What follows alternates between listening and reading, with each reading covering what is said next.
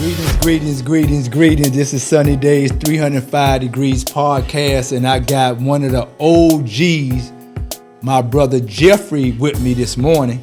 Well, on this rising, because we've been mourning for so long, so we don't do good mornings.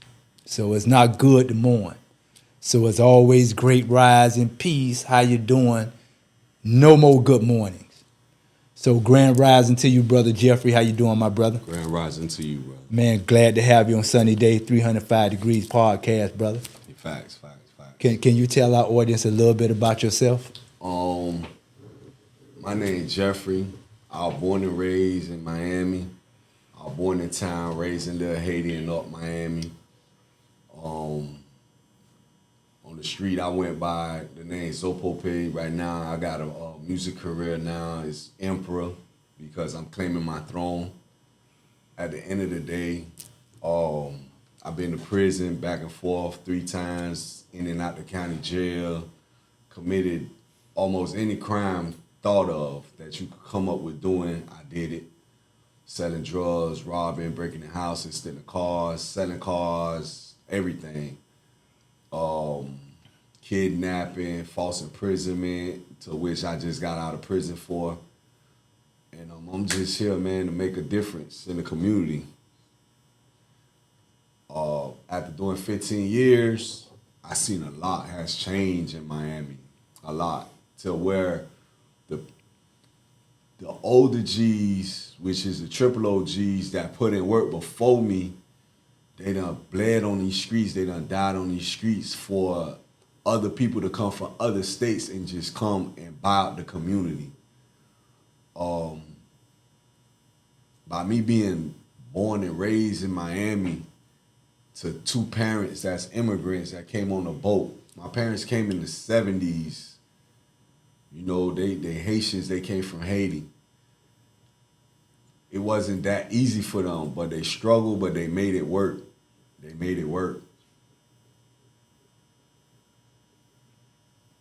I came out of state prison, jumping from camp to camp, prison to prison, confinement to confinement, CM to CM, running the team, fighting the guards, going to CM for punching the police in their mouth, having an all straight up fight with the police on the compound because he grabbed me the wrong way. Just before that, they jumped my brother. You know, I done been through it. Like certain things I can't talk about, you know, because, you know, statute of limitations. Good. So that's a good introduction. So, Brother Jeff, so I'm a community activist. You know, I am charged by the Most High to preach glad tidings to the poor and the lowly in hearts, to go out to save the lives of our young brothers and our young sisters that's in that street life. And so a lot of our young brothers, they said that the old heads did not tell them what they will be facing living a life of crime. And so I've done 22.3 years in the federal prison. You just did a 15-year stint straight along with other little stints that you did in prison in the state joint. Correct. So what I want to do, brother Jeffery, I want to talk back and forth. First, I want to talk about the differences between the federal joint and the state joint. I've never been in the state joint. Correct. You know, have you ever been in the feds? I've never been in the feds. So let's have a conversation about that, you know. So I'll open up by saying that in my mind, you know, most time that I've heard about state joint and state prison from growing up, from being a little boy, it always has been violent. Correct. That's what I've heard, that it's violent. Correct. And so I've heard about the feds when I was young. Didn't really know much about it, but I heard when I was young, they said the feds had swimming pools and tennis courts and cricket courts and all that stuff there, and so I heard about those things, and they were saying that only mafia people go to the feds, or only really big time people go to the feds. However, guys out the neighborhood like me, and guys out the neighborhood like Convertible Bird and Murph and Nene and Cathead and Bob and Convertible Bird and all of those guys that was getting money, Correct. you know, we found our way in the feds. Yeah. You know, so I want to talk about the difference in the violence, how violent could the state joint get? What's some of the things, the most violentest things that you done seen that you can explain? In the beginning of my 15-year bid, they sent me to Jackson Correctional Institution, which is located in North Florida, which is Malone County. Mm-hmm. We call that the no man land. Because it's so far. You like 15 minutes away from Alabama and 30 minutes away from Georgia. Okay. So that's the first time I ever experienced snow in my life, bro. Like, real talk. Like, the police, we going to Child, it was a chicken day. We going to Child, and we all in line. And the police like, oh, walk up. Like, man, I looked at him. He's like, such and such walk. So I'm like, man, listen, I'm just admiring the snow. He's like, oh, you never been in snow before? I say, no, man, I'm from Miami. He was like, oh, yeah, that's a whole nother spot down there. It don't snow down there. He's like, yo, welcome, but don't let the white shirt catch you, which is the captain. Mm-hmm. So I was like, man, I ain't worried about the captain. Captain know who I am. Yeah. So he was like, he walk off. But prior to that, the most violentest thing I seen was two dudes sitting there stab each other. And the helicopter had to come get both of them.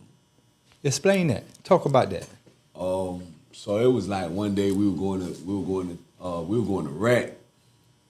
So it started off as an argument about paying.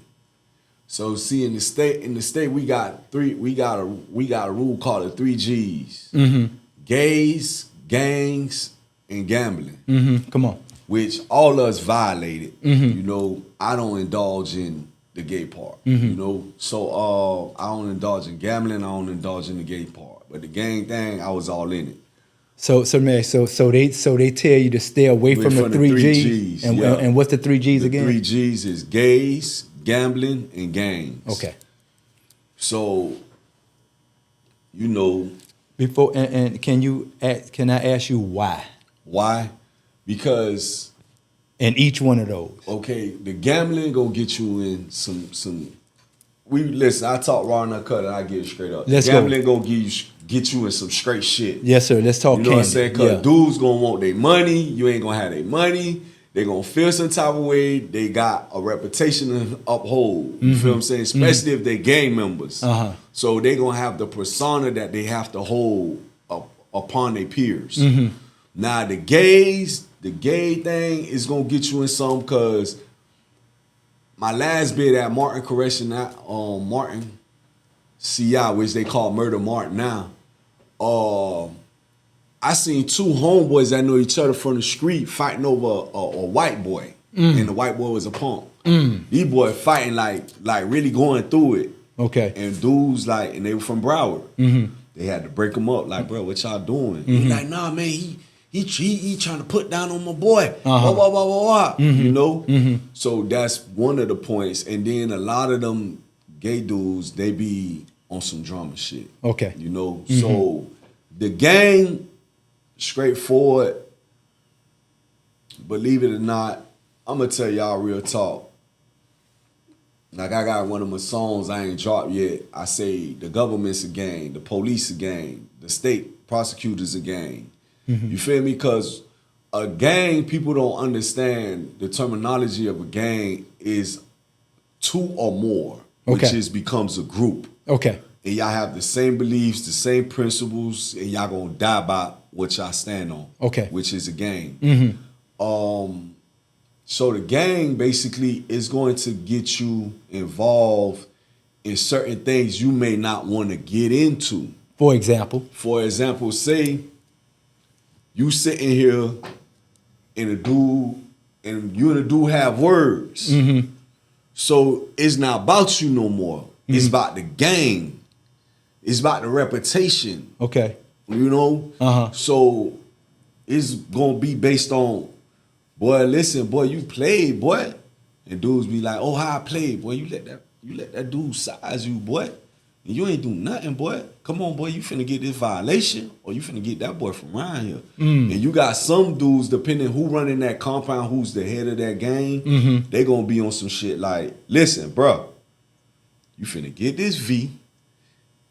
It's like right now it's almost 11 o'clock. Yeah. Dude might be like, boy, you got till 5 o'clock, or you got till 2:30, you know, or you got till 6, you know, to get him off the compound, or you gone, you know. So by getting him off the compound, what are some things that he might have to do to get him off the compound? He gonna have to stab him up. There's only one thing. You gonna stab him up, or you gonna bust him in the head with a lock. The lock we call it 4-5. You know what I'm saying? Knife we call 5.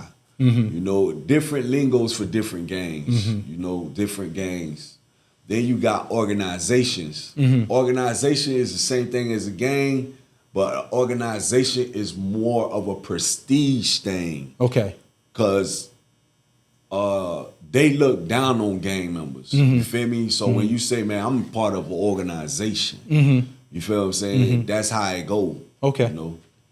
So let me ask you a question. What would make me be in a gang? Do I choose to be in a gang? Do they choose me to be in the gang? How did that go? First, when the bus drop you off, if you're not already affiliated, dudes gonna sit back, they gonna watch you. They gonna see how you conduct yourself. They might tell another dude from another gang, come size you up. Feel what I'm saying? And then they'll go off of that. Some dudes, they just come to prison. Like right now, gang is what's popping. Dudes just come to prison and just get in the gang. Okay. You feel me? Okay. Because the area that they in, it might be, no disrespect to the Bloods, but it might be ran by Bloods. Right.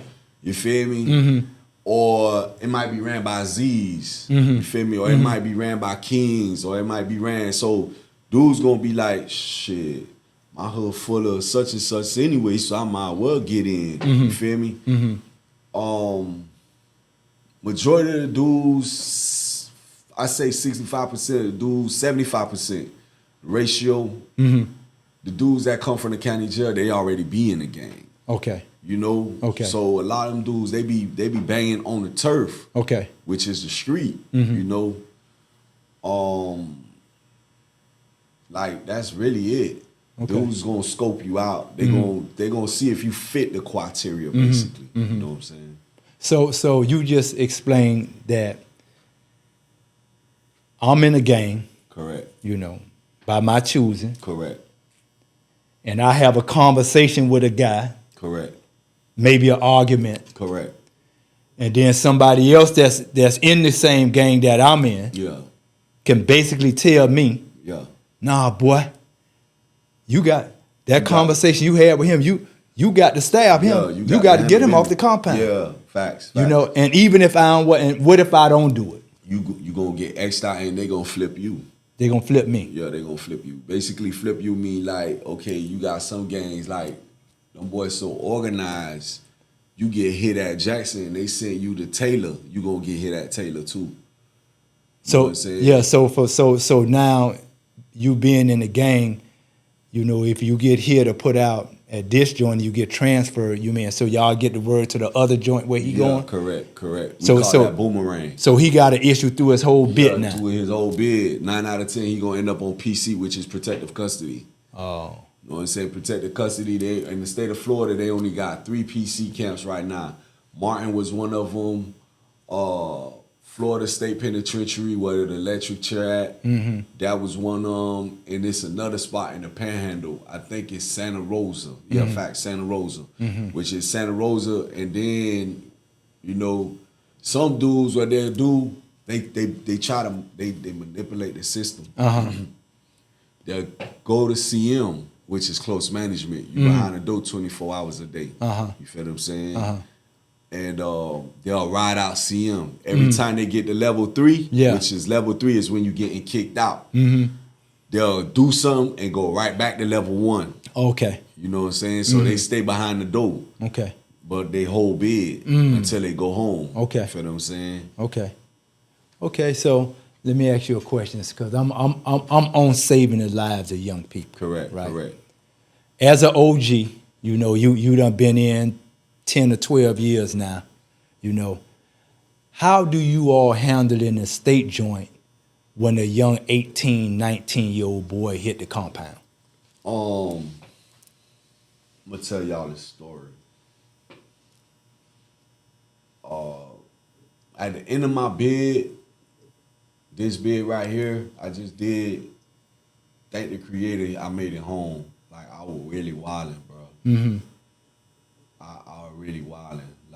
Like what? For example, Like, man, listen, I done did some stuff in the joint. You feel me? Mm-hmm. Stabbing. Mm-hmm. Got hit in the head with a log, almost died. Mm-hmm. You know, I done bust a dude in the head with a log. Mm-hmm. I done up fire on a dude. I done fought dudes' brothers. Like I'm the only Z in the room, in the dorm, in the unit. Yeah.